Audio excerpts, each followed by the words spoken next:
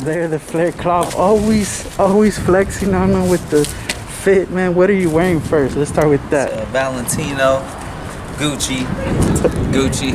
You know what it is. The most exciting man in boxing. You gonna watch the movie House of Gucci? House of Gucci, absolutely. What's new with Blair the Flair, man? One of the most exciting men in the sport of boxing. Absolutely. We were working on a big deal. We're working very, very hard to strike something big, and you guys can look and stay tuned.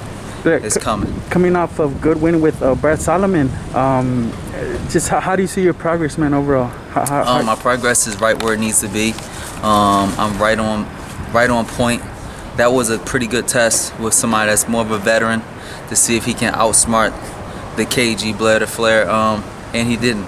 Yeah. I was able to make very, very fast adjustments. I'm more poised and better than ever. More seasoned. Blair the Flair is ready for a world title right now. You obviously, the more manageable fights for you are Virgil Ortiz or Alexis Sorocha or Rashidi Ellis, being that you're with Golden Boy Promotions. If you had your choice, would it be any of those, or will it be outside of Golden Boy? Who would Blair the Flair want to fight next if he could choose? Blair the Flair want an exciting fight. He wants something that's highly promotable. He wants pay-per-view attraction. Blair the Flair believes that he is the next mega star in boxing. We need pay-per-view attractions. We need Adrian Broner. We need Keith Thurmans. We need the Mikey Garcias. We need people that's already been there and that's already there. Even Earl Spence, Terence Crawford. We need all the top contenders and knocking those guys off. Blair the Flair is coming, and it's coming fast. Speaking of Terence Crawford, he's fighting Shawn Showtime Porter on November 20th. What do you think of that matchup? I think it's going to be a very good matchup. I think it's going to be exciting for as long as it lasts. I still believe that Terence Crawford still got a little bit more in the tank as far as his ability to execute. So I think that he'll figure a way to win the fight.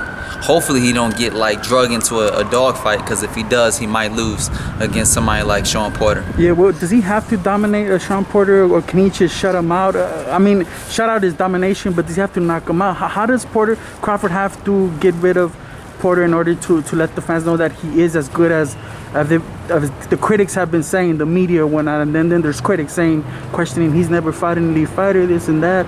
How does Crawford have to go about beating Porter? Well, me and Crawford box very similar. I know everything about Terence Crawford and even Shawn Porter.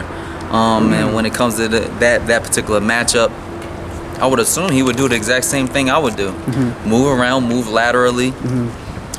Make him come forward, because that's what he's going to do. He's going to try to come forward, set up traps on the back end, and smash him with an exciting big shot. Yeah, and then some insight on Shawn Porter. You actually spotted him not too long ago, maybe like 3 or 4 weeks ago or so. How was that?